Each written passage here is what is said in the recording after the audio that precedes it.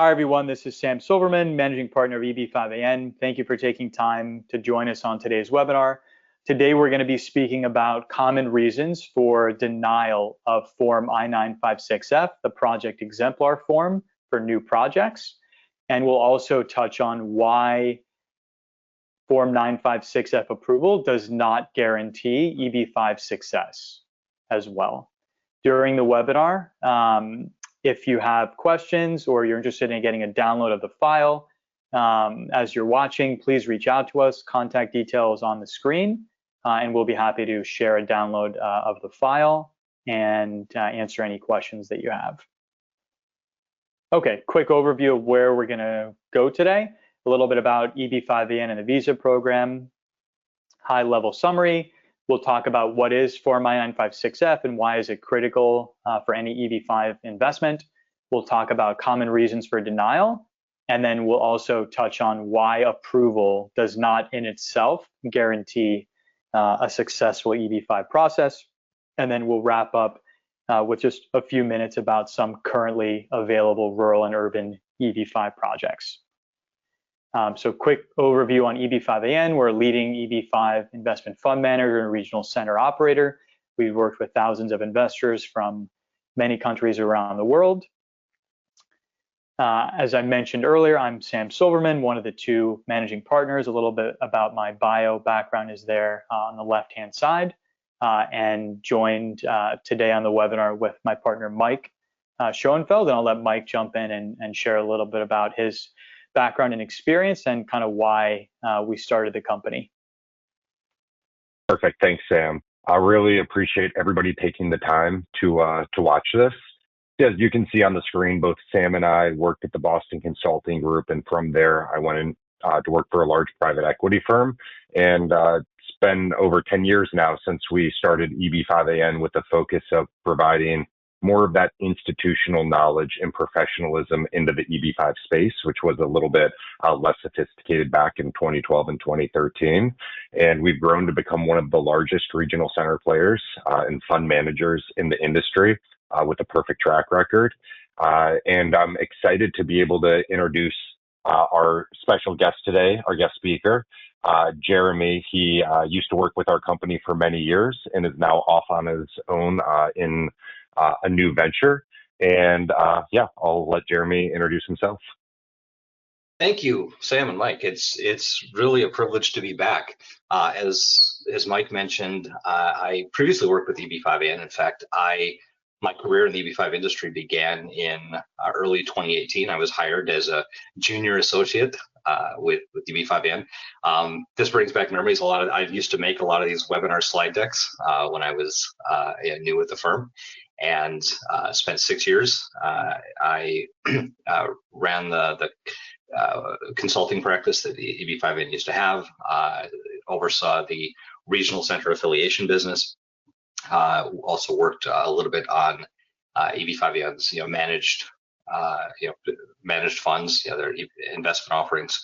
And it's really been fun for me to watch how the company has grown, not only during my 6 years with the firm, but in the almost year since I left. You guys are really, you're way out in front of the rest of the industry. I hear it all the time from when I'm having conversations with my consulting clients I work with and various people that I talk with throughout the industry. And you guys, what you've built, what EB5AN is doing out there is really the envy of the EB5 industry. I mean, the marketing machine, the quality of the projects. EB5AN is everybody's biggest competitor, and it's now fun for me to watch that from the outside happening. So I appreciate you guys inviting me back to talk about this topic, I-956F denials. It's something that I've worked with a lot over the last year. People reaching out to me to say, hey, I've got this request for evidence or this notice of intent to deny, and we need to respond to that. And a lot of the expertise that I got to be able to help people with that came from my time at EB5AN. EB5AN has had lots of successful projects, lots of I-956F approvals. So I've been able to take that expertise and help some other companies to get through that process.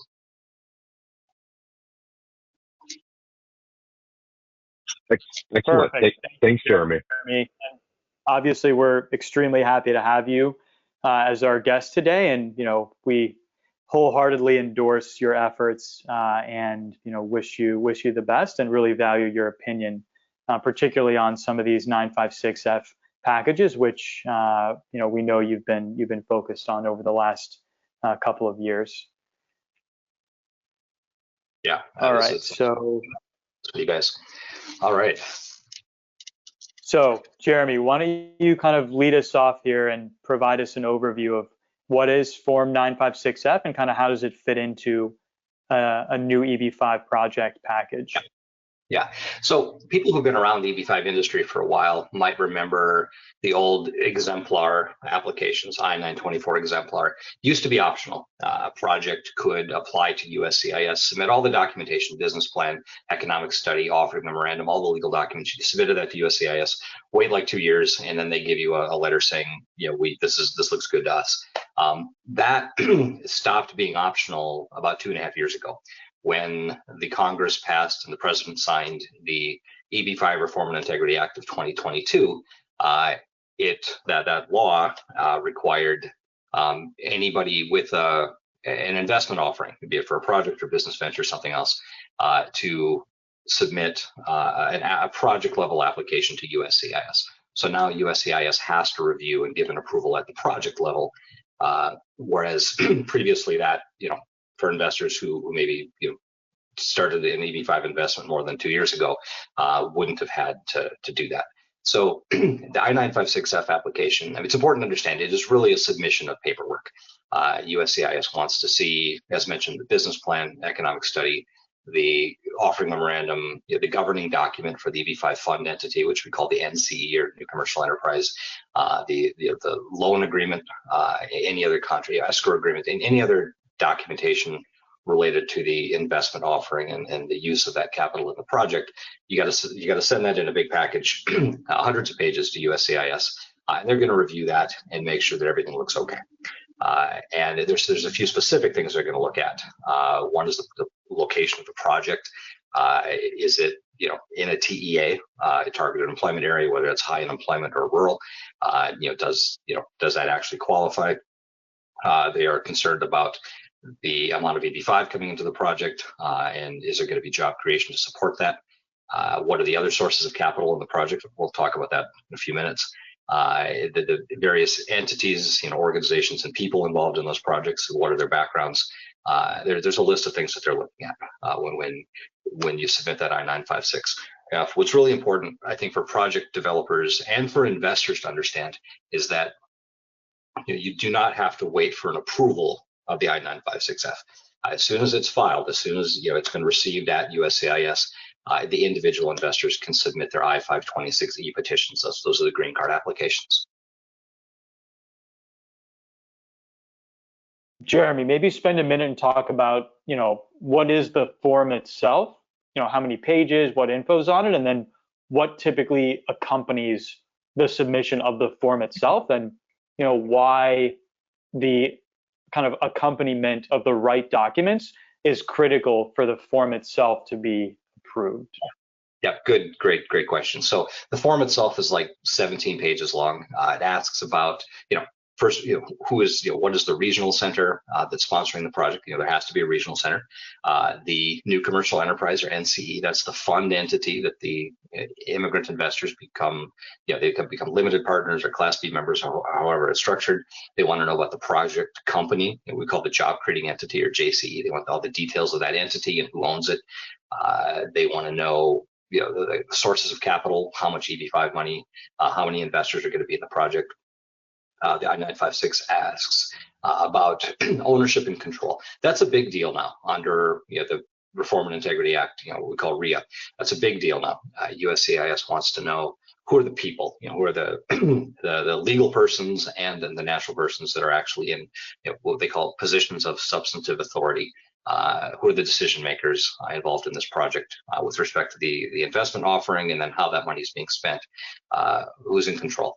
So you have to provide that information on the form. There's a lot of a lot of questions related to that, and then there has to be a certification by the regional center. Has to sign off, and then whatever organization, the entity that's actually doing the offering of the security. This is a securities offering after all, so there has to be a formal signature for that. If there's somebody else involved in preparing the form, that person has to sign off as well. So it's a pretty thorough form. It's fund administration. If the project is elected to have a fund administrator, you got to provide that information as well. So this is telling USCIS everything that they need to know. It's all kind of summarized on that one form, and then behind that form, you can't just submit the form. You got to submit a bunch of documentation with it. Behind that form, you're going to have a bunch of exhibits. It's going to, first and foremost, you're going to have the business plan. That's really the key document that tells USCIS how that EB5 money is going to be raised and spent and create jobs, as required for the benefit of the investors. The economic impact report prepared by an economist that describes how the jobs are being created, the offering memorandum, the legal documents, for the governing document for that EB5 fund entity, the NCE. If the investments are structured as debt, they want to read the loan agreements, any other related kind of ancillary documents to that. All that's got to be submitted as exhibits to that I-956F form. Validation of the TEA. They want to see that as well. They're going to have their staff. They're going to have their team in Washington D.C. go through all of those pages, and they're pretty thorough in reviewing those documents, and they're looking. They just want to be sure that it's all there. Yep, and Jeremy, I mean, I've seen very different versions of people putting this together. I mean, the best regional centers and projects, it's thousands of pages, including all the backup exhibits, the appraisals, the permits. For a project that's really ready to go or already started, there's lots of information, and that's one where it's really easy to prove what's going to happen if the building started and all the capital's in place. And then you also have what I would call the light version, which is somebody that has a dream on a piece of paper of what they're going to do without any real market studies, without a lot of things that are needed to validate it. And what's your experience then in terms of RFEs, NOIDs, and approvals on the various styles? And what trends are you seeing with USCIS now between that spectrum of applications? Yeah, great question, Mike. So I think, USCIS understands, I think the folks at USCIS, they generally understand that a lot of projects want to begin raising money even maybe before shovels touch dirt. Whoever's developing that project wants to be able to bring in that capital and begin spending it on pre-construction costs. Maybe in some projects it gets used for land acquisition, although that's probably not the best idea. They get that not every detail is going to be worked out necessarily when that I-956F is filed. And if you don't submit those details, they are absolutely going to ask for it. So as a best practice, I would say your best chance of getting a fast, clean approval is to submit that I-956F when all those details, all those documents are available. If you want to submit early, you can do that, but it's almost a guarantee you're going to get hit with a request for evidence, RFE, or the trend I've seen lately, which is troublesome, is that in some cases I've seen if the application is too sparse, like if you're just missing too many big pieces, they just jump right over that RFE and go straight to a NOID. And then you've got 30 days to respond, and that's not a lot of time, especially when some of those pieces can be pretty big. So best practice is just wait and submit when you have more documentation. Very helpful. Exactly. I tend to agree with all of that. Let's click forward a slide if you can, Sam, and just talk about exactly what Jeremy was going through of what are the potential outcomes of the 956F and what's the range of outcomes that can happen after you submit, and then if you do end up in the very worst case of a denial, what are some of the reasons for that? Yeah. So it's what I tell the clients that I work with is that it's if just assume that RFE is coming. I mean that they're going to find something that unless you just really have just a completely just a complete and just perfect submission. Well, Jeremy, I'll say that we have, I believe, 15 956F approvals and 0 RFEs to date. So you can't assume it's coming, but that's for a lot of others, maybe. You guys are you guys, right? I mean, you haven't the best team in the industry working at EB5AN. For a lot of other firms out there, like they're just, they're just that probability of an RFE is pretty high. You guys are the exception, absolutely.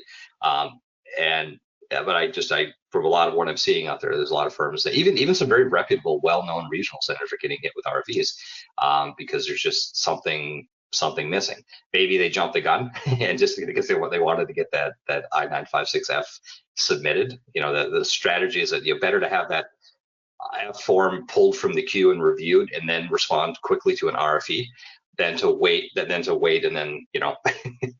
have it actually reviewed and approved later on. So I think there's some strategy that goes into submitting an incomplete I-956F sometimes, but you guys do it the right way. A lot of the stuff that crosses my desk, it's because there was something missing. What they should do is, what USCIS should do is send an RFE. You got 90 days to respond to an RFE. They're going to tell you that RFE is going to tell you all the technical terms, the deficiency in the record. So they're going to tell you what they're missing. And the challenge, which I'll talk about in a few minutes, is kind of deciphering that RFE, because there's just a lot of mumbo jumbo in there. That's going to be a very confusing letter to read. I remember the first time I ever saw an RFE. It was like, on the face of it, it looked simple, but it actually wasn't. And it just, you really want to work with somebody who knows what they're doing when you're responding to an RFE, because there's the things that they tell you that they're looking for, and then there's what they really want to see, and they don't always make that clear. But that RFE should come first. Now, as mentioned a moment ago, I've seen a handful of cases where they just skipped over the RFE, went directly to the NOID. That's notice of intent to deny. That means they've made a decision, right? The adjudicating officer has said this is not approvable, but they've got to give you a chance. So they'll send out that NOID. It'll give you all the deficiencies. These are the reasons we're denying you, and you've got 30 days to respond to that. And that's a lot. You'd much rather be dealing with an RFE than a NOID, not only because you have more time with the RFE, but because with the NOID, like now you have to get them to change their mind. With an RFE, presumably they haven't made a decision yet. They're just saying we need more information. With a NOID, they're saying no, we don't like this, and you have to kind of get them turned around on that. I have had success in getting NOIDs turned into approvals, but that really takes, it takes a certain expertise to actually get them to do that. Now, what happens if the NOID gets denied, which I've seen happen as well? And if that NOID gets, if USCIS just says, okay, we still don't like it, we still don't think this is approvable, then they're going to give you a denial. Now, there is an appeal process, but that can take a very, very long time. It could take a year, 2 years, or longer for that case to be heard, by the Administrative Appeals Office at USCIS. And at that point, all they're doing is they're just reviewing, the case history. You'd really have to get a denial turned around. You'd have to really show that USCIS erred in its decision. You can't submit new information. You can't say, hey, here we have this evidence. Finally, we have this evidence of financing. Hey, finally, this project's moving forward. Here's your proof that this is an approvable project. No, it's like all they're going to do on an appeal is just look at the evidence that was submitted and determine if that decision was proper or not. So you have to assume if it gets denied, you're done. And what that means for investors is that their individual green card applications, those I-526E petitions, which might already be in the queue waiting for review, those cannot be approved. I mean, you're either withdraw those or you just wait for USCIS to issue a denial, and the investors are going to have to start over again with a new investment in a different project. Yep. Got it. No, it's definitely a daunting process to get the approvals. Yeah, it is. And, right. And look, go ahead. No, just saying, to keep this going, let's shift gears and talk just about what are some of the main, most common reasons that some of these denials happen right after a NOID. Just what are some of the obvious, most common ones that we're seeing? Mike, what have we heard? Yeah. So what I've seen is, go ahead, so Yeah. I mean, the first one is the most basic, which is just a bad package where there's huge gaps. Things aren't there, numbers don't tie, you're missing lots of key information. Easy denial for that. That's kind of a straightforward one. What I'd say the basics. You just didn't meet basics of the package. The next one is one that's a little bit more interesting and is something new. And we've actually seen this more often now, where USCIS is going straight to denials of 956Fs when people don't show up for their biometrics appointment. And I know people have been appealing this, and it's been a very upsetting situation for some, for investors that did not show up for biometrics, and the entire application is denied. And Jeremy, I don't know if you've seen that come across your desk, and if you've seen any success from immigration attorneys fighting that and getting it reopened. Yeah, absolutely. So yeah, number 2 on the list here, actually, the first thing that needs to happen is that the people have to submit the Form I-956H. I mean, they're not even going to get told to do biometrics if they haven't submitted the H form. And this is one where this number 2 here, this is one where USCIS has been a little bit inconsistent in that I've seen projects get approved where they didn't ask for, so it seems like it took USCIS some time to make up their mind about who should file the I-956F. They seem to have come down on the side of all persons, and by persons, that means a natural person, human being, as well as a legal person, which is corporation, LLC. So their current position seems to be that all natural persons, all legal persons have to file the form. So that means not only the people that are like the partners in the project, whether it's on the NCE side or if the project company is affiliated where there's some common ownership with the regional center or the fund manager, then those people need to file as well. The problem isn't so much in all the people filing their H forms, it's that USCIS wants to see those H forms filed for the entities as well. So imagine this scenario: you've got let's just say it's on the project side. You get your project company. Above the project company, you've got an entity. It's going to be this contributing, so say non-EB5 money. You've got some equity partners, a half dozen guys who are putting in equity, but they're not going for green cards. So it's just a different place in the capital stack. And then above that entity, you've got some individual LLCs that are owned by the individual investors who are people. And all of those entities in the middle there, even if the money's just flowing through it, kind of like a holding company, all those entities have to file Form I-956H. So if you have to really look at the full org chart for the investment structure and every entity that you see there. And let's just say you have some just shell company that's acting as a manager of some other entity. And even if that shell company's 100% owner is another person who's already filed an H form, USCIS is still going to want to see the I-956H for that shell company that's acting as manager of this intermediary holding company. It's really crazy. So you just got to file the H form for every person, every company that's in the org chart. If you don't do that, they're likely going to ask you for it. So number 3 on the list here, this is where we've seen some projects get jammed up and get denied, is that somebody didn't go to their biometrics appointment. Now, USCIS has been really bad about sending those appointment notices out. They don't like send you a notice and say, when do you want to come in? Go to this, click on this link, go to this website, and make an appointment. No, they'll give you a date and a time. You got to show up. And sometimes those notices show up in the mail, like snail mail, postal service, right? They show up in the mail like 2 days before the 3 days. I remember when I got mine, it was like 3 days before my scheduled appointment. And it just, I ended up having to reschedule because that time didn't work. So if you don't get your thing in the mail, you wouldn't know about it. And a lot of cases of what I've been hearing about those, that somebody got it and they forgot, or they just assumed that if they missed it, they could go online and reschedule it.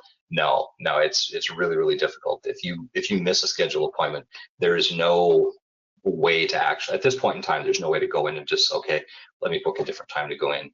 Your options are to call the 1-800 number, which I've had people do, and that usually results in nothing happening. Or there's some other ways you can get, I'm not going to record it in video, but there's some other ways you can get clever about it. What I do suggest is just actually going to the local application support center with your thing and saying, I'm so sorry I missed it. Will you please let me in to do this? And if they're nice, if they show mercy, they'll say, yeah, come on in and take your fingerprints and your photo and you're done in 5 minutes. But if you don't do that, if anybody involved in the project doesn't do that, they might go straight to a denial, which I've seen happen. Yeah, Yep. yeah, which is quite interesting. Yeah, I'd say number 4, undercapitalized or not having the sources and uses identified is another one of those new things post RIA, where this is relatively new. Pre RIA, we would see a lot of people file 924s or even 526s with projects that were pre-construction, did not have a senior loan identified, were earlier on in the phase, and they'd get approved. What I'd say a really big trend that we've seen is that if you don't have all the financing in place and can't make a real argument for where all the money is coming from, we've seen a lot of denials based on that, even for applications that pre-RIA likely would have been approved. Absolutely, Mike. With, I would say, one exception, every NOID or RFE that's crossed my desk this year, with one exception, they have asked for this. And that's, I mean, I think to be expected, because look, a lot of, when you're doing a real estate development project like that loan agreement, whether it's, you're borrowing money from a commercial bank or they're a finance company that's providing a construction loan, you sign that loan agreement like 2 days before the shovels touch dirt, right? It's like one of the last things you do is actually, close on that loan. And oftentimes, like, the decision about which one lender to use isn't being made until fairly late in the process. So it's, that I-956F in many cases just doesn't include evidence of that other capital. But if you don't include it, USCIS is absolutely going to ask for it. What I recommend is, like, if you've got anything you can submit, I mean, ideally you want to have like a letter of intent from a lender. That's going to be better than just a term sheet. You get a letter of intent from a lender, include that. I would probably also talk about, like, in the business plan or in the cover letter, to the I-956F application, if this is an experienced developer that's done other projects, talk about, past success in getting those projects financed. Paint the picture that, hey, this is, this project's going to get the money. But, they still very well could ask for it in an RFE. Mm-hmm. Yep, Got it. exactly. I'll quickly cover these next two. So another common one is the business plan is just incomplete, right? So, maybe you've got some information about, what the plan is that's going to be, executed. Maybe it's a hotel, project, for example, but there's no construction timeline, detailed in the business plan, right? Or you're missing, the key steps for entitlements, right? How the entitlement process is, no mention of permits or status, just things that kind of are just missing components of putting forth a credible project. And that kind of ties into number 6, right? Which is, if you're going to explain in the business plan that, we think the timeline is 18 months of construction, then ideally you want to have a letter, confirming that from a local general contractor or a construction contract with a time schedule listed there. Or if you're saying that, the key permits have been obtained, then, those permits should be attached as exhibits to the business plan. The general rule of thumb here is show me, don't tell me, right? So you can't just say that, yeah, we're going to build a hotel. Here's the site. Here's our plan. You've got to have third-party documentation and evidence to kind of, support your proposed development plan in order for it to be, credible and thus approvable by USCIS. And also keep in mind that USCIS is going to access all publicly available resources. So, right. They're going to go to the county website. They're going to look, has this thing gotten permitted? Was there a lawsuit that's tying this up? Is the land owned by the entity that you're saying it's owned by? They're gonna do some research to kind of pressure test some of the facts and things that you're putting forth in the documents to make sure that everything is accurate and you've adequately represented things as the case is actually true. Yeah, and Mike, just to add to that quickly, Sam, like, with respect to kind of that, I mean, the RFEs and NOIDs I've been pretty reasonable, but occasionally there'll be some nitpicky things. Like, a few weeks ago, I saw an RFE that were asking for copies of the contract with the architect and the engineer. 7 years, I've never been asked for that. But now this particular officer on this particular day wanted to see the contract with the architect and the engineer. Okay, fine. So we submit that. And, that doesn't really make a big difference, but, sometimes, the different officers look at things differently, and they might ask for some things that don't seem to be really important. Mike, why don't you cover 7 and 8? Sure. And yeah, we'll go pretty quickly with some of these, just so we can get to the next section. But yeah, next is if the land is not owned by the developer. If you only have an option contract on a piece of land, pretty hard to say that you're far enough along. Possible, but that's a really easy attack point for the government to dig into. So always better to actually own the land. And then the next one, and this has always been an issue for people, is just construction costs not being validated. You can't just submit a 5-line budget of saying this is what you think it's going to cost. You really need to get either an independent GC, look at industry like normal comps in the area for building costs by category. Just have something that's a little bit substantial in terms of what it's going to cost to build, and not to put the finger in the air and say, well, I think it'll be about $400 per square foot to build this building. You've got to get more granular than that, or the government is definitely going to push you on that. Exactly. Yep.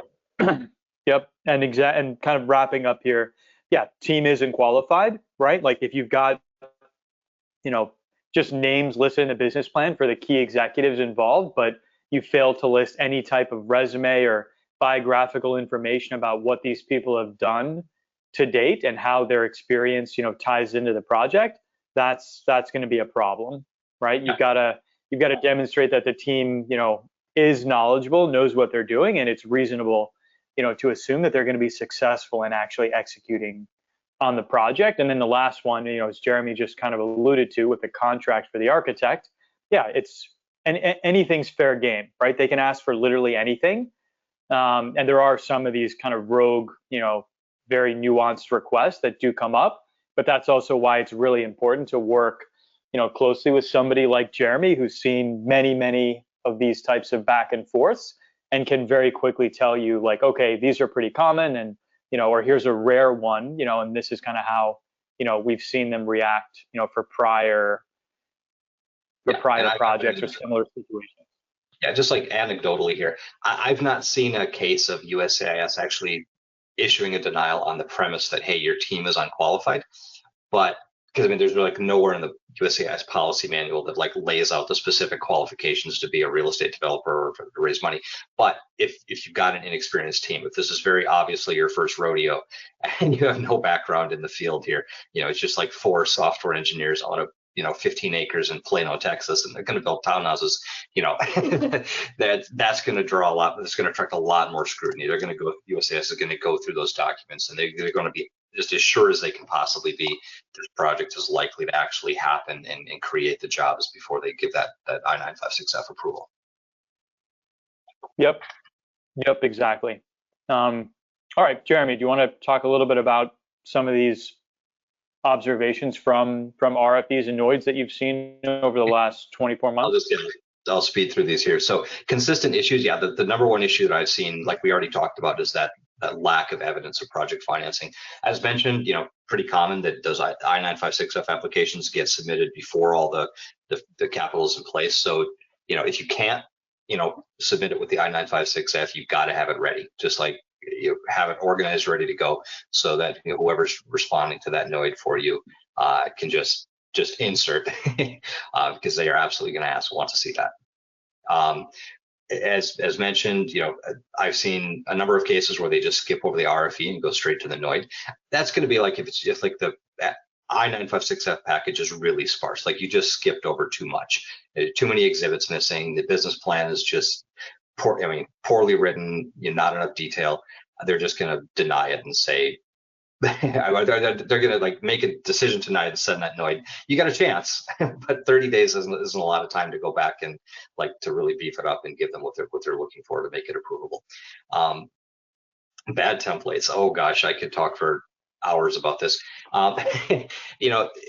One of the challenges in dealing with these RFEs and NOIDs is kind of cutting through the language that's in these letters. I would say this: they're actually not as bad as they look a lot of times. It's just got to kind of understand what they're really trying to get at.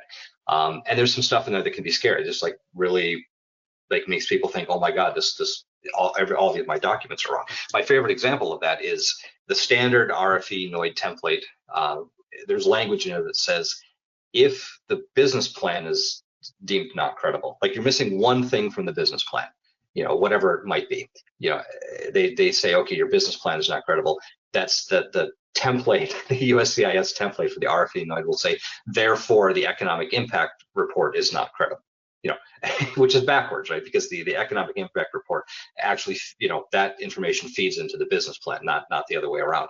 So people read that and think, oh, just because there's, an inconsistency or something missing from the business plan, USCIS will say, okay, your economic report isn't credible, and that alarms everybody. Yep. Like, oh my gosh, my economist messed this up. I have to get the econ report redone. No, econ report is fine.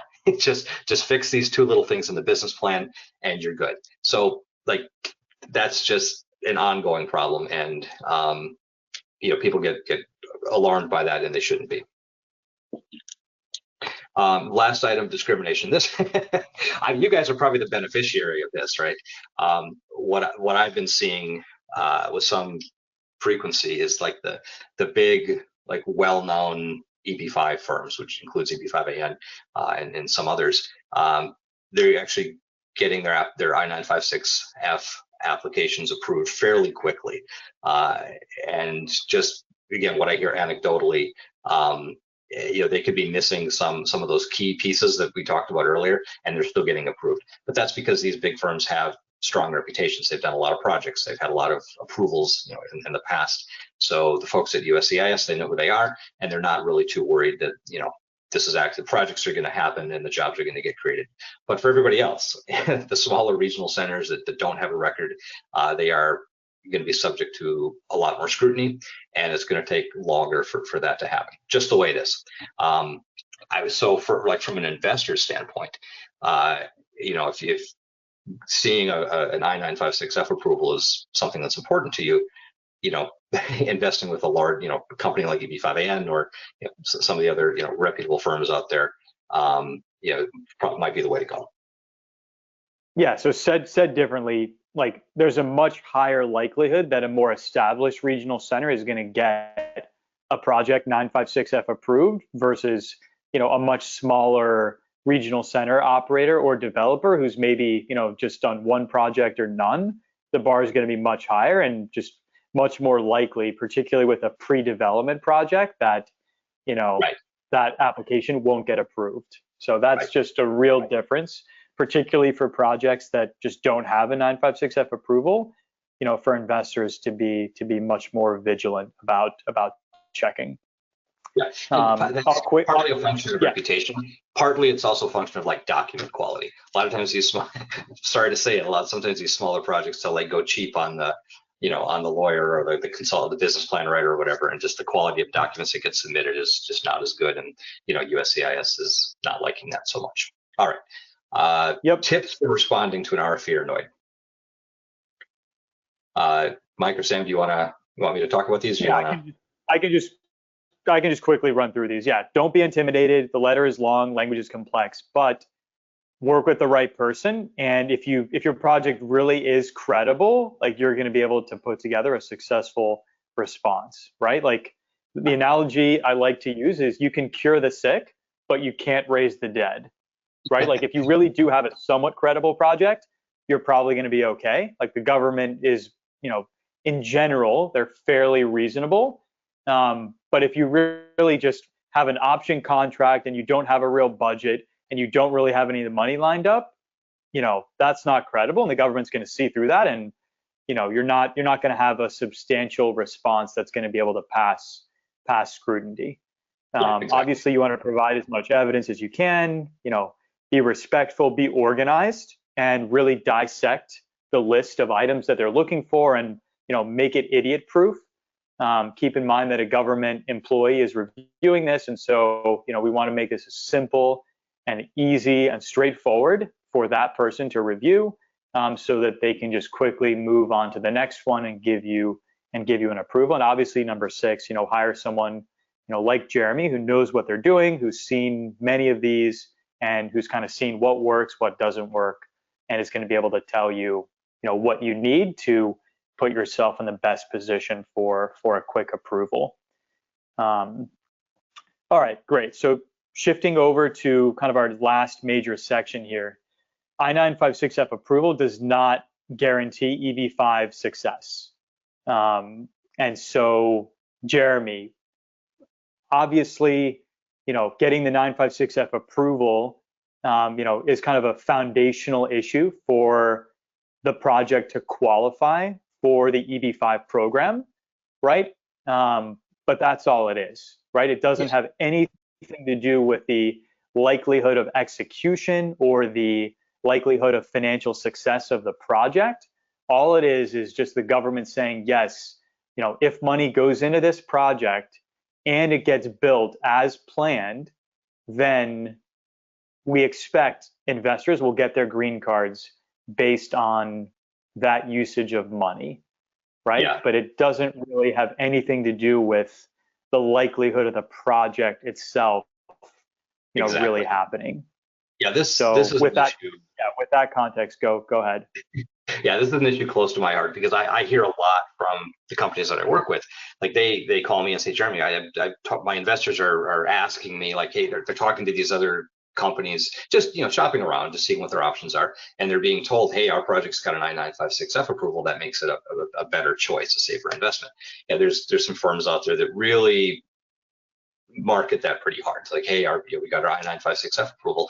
And I mean, that's good. I mean, you absolutely need to have that I-956F approved. Absolutely, as we've talked about, you've got to have that.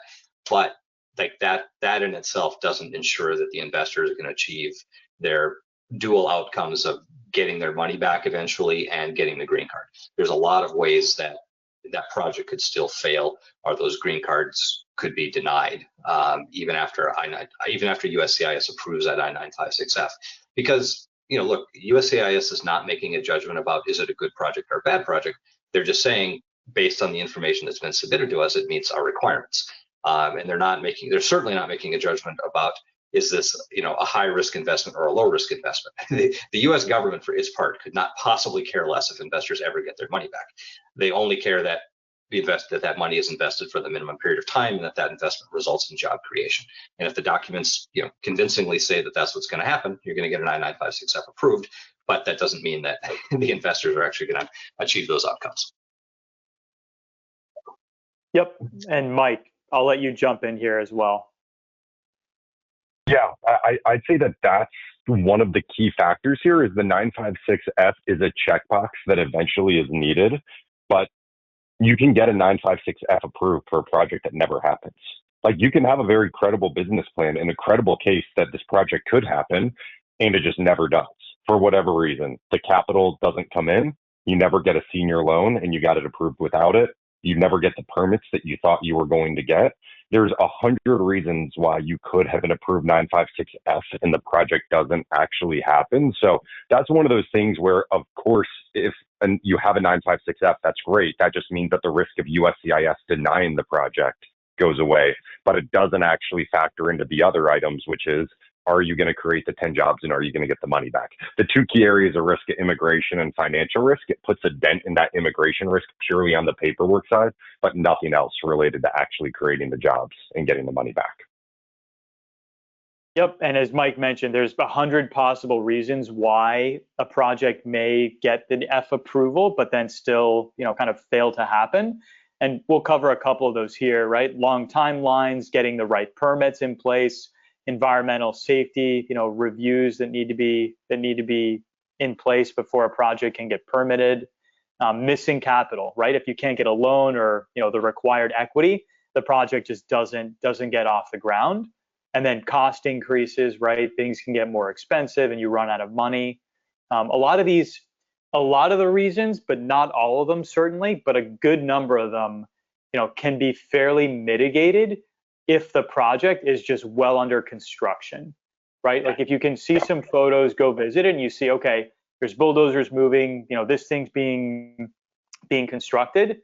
That really means they've got the permit, they've at least got some money, they own the land, and there's no crazy environmental permit that's outstanding or other items that's preventing the project from at least getting going.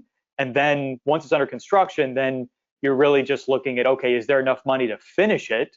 And where's that money coming from? And so the list of kind of potential problems that could trip you up to getting it built is just significantly reduced, right? So just F approval, somewhat important, obviously, like as a checkbox, but then much more important is just, is this thing under construction? Is it really getting built? And then third item is, is all the money there to finish it?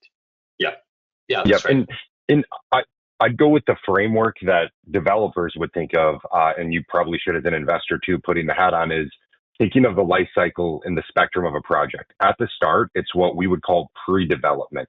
This is where developers make their money. It's getting the land, getting it entitled, putting the plans in place, and you create a ton of value getting it to being shovel ready.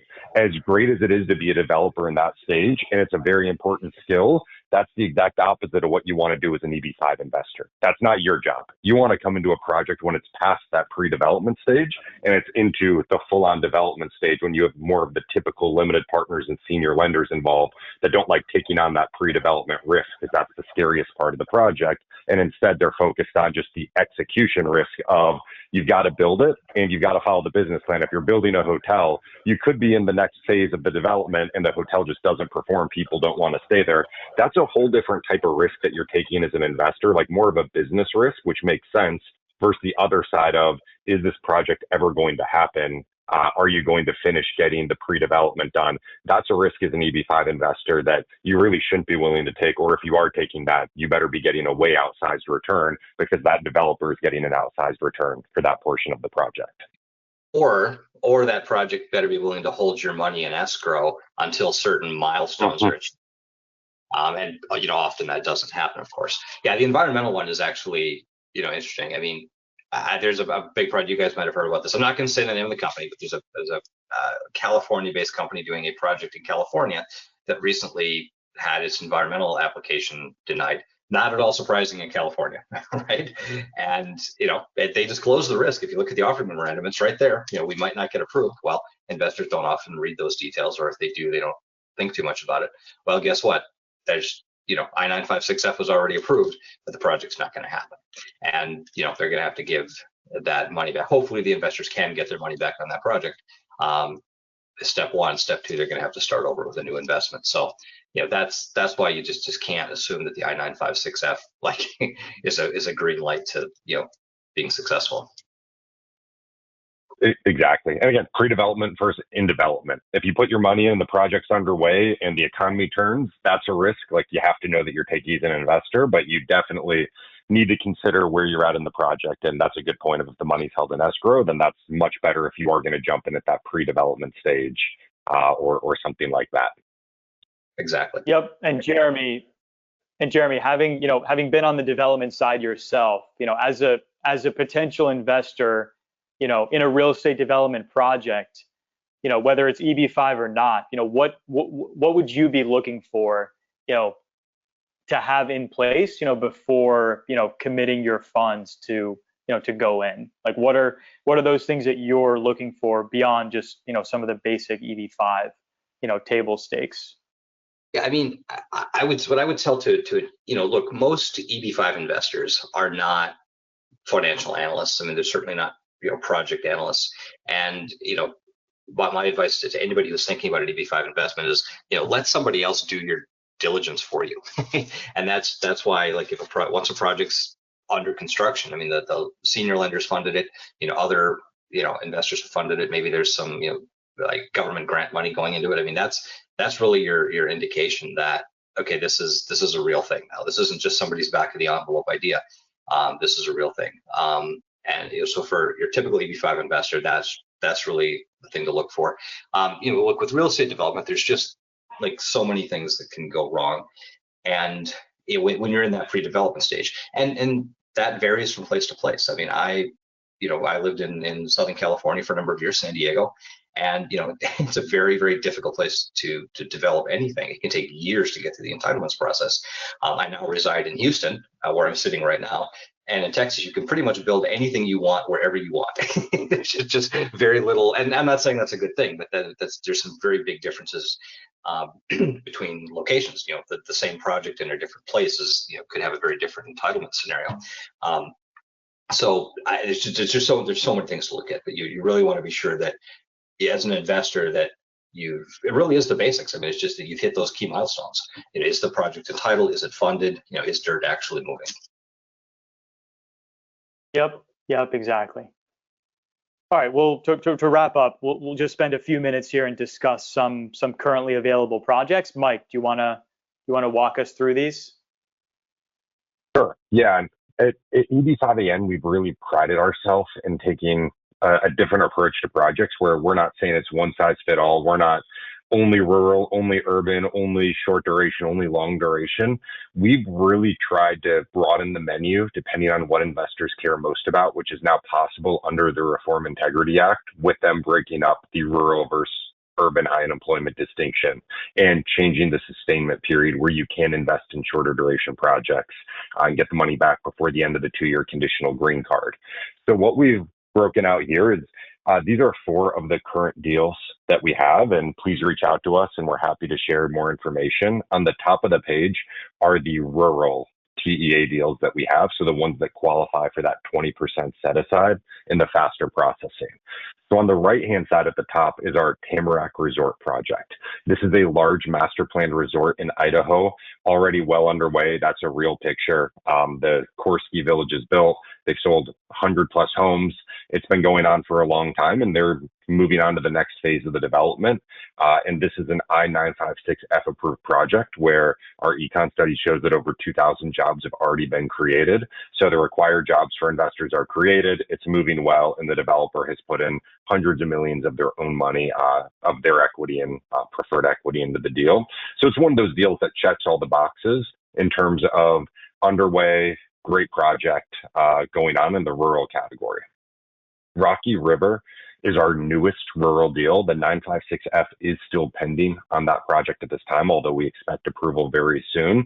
And this is the next in our Crestwind development cycle. It's following on our Twin Lakes project. That was a very successful single family home deal right outside of Atlanta, Georgia. This is right outside of Charlotte, North Carolina, with a large proven developer in a community that's similar to over a dozen other Crestwind branded communities, and it qualifies for rural as well and is starting construction. So those are our 2 rural deals. As you'll notice, many of the rural deals tend to be larger master plan communities because we found that that's a nice pocket to fit in areas that do qualify as a rural targeted employment area.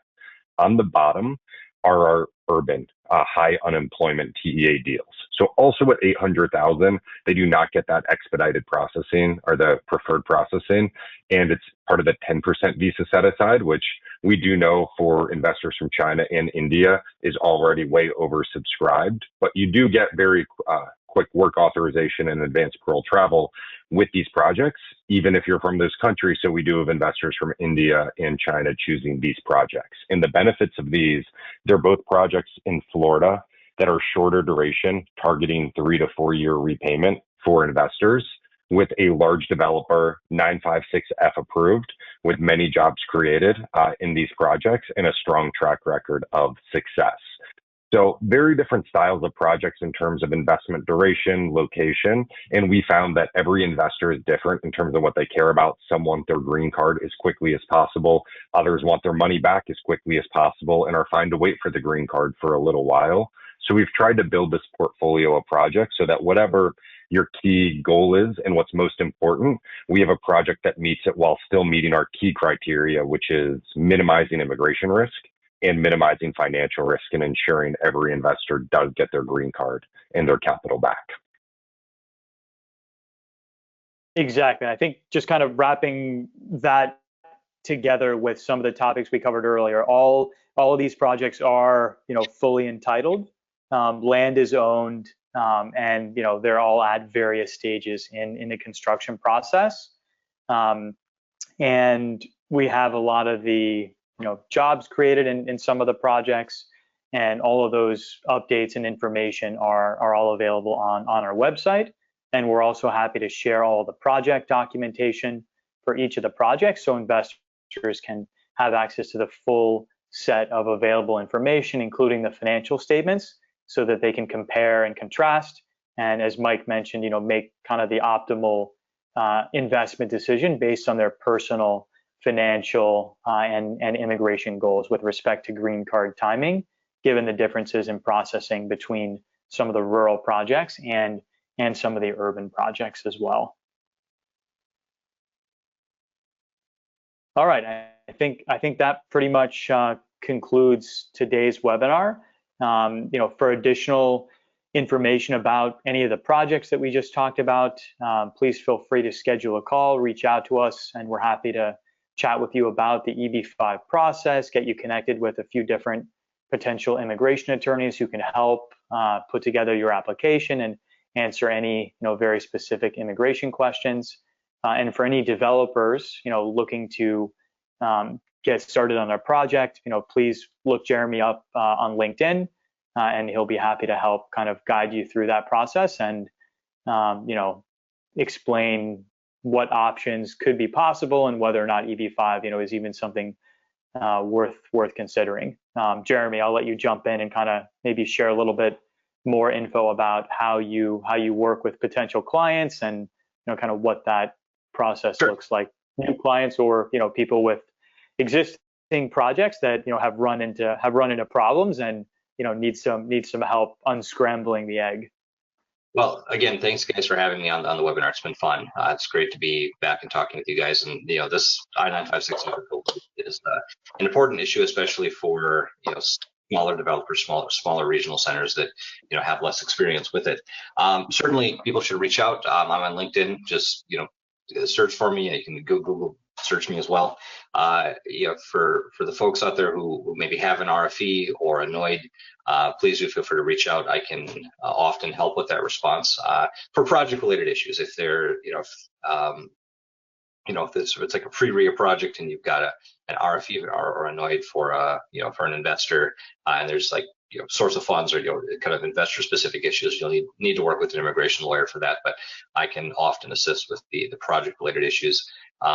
Sometimes the original business plan writer or whoever was involved in that application, maybe doesn't have the expertise in dealing with an RFE or a NOID response, and always happy to see if I can help with those. Perfect. All right, Mike, anything final before we wrap up? No, I think that's it. Really appreciate everybody going through this webinar with us. I think a ton of good info and look forward to hearing from people. All right, very good. Thank you, guys. All right, awesome. Thanks, Jeremy.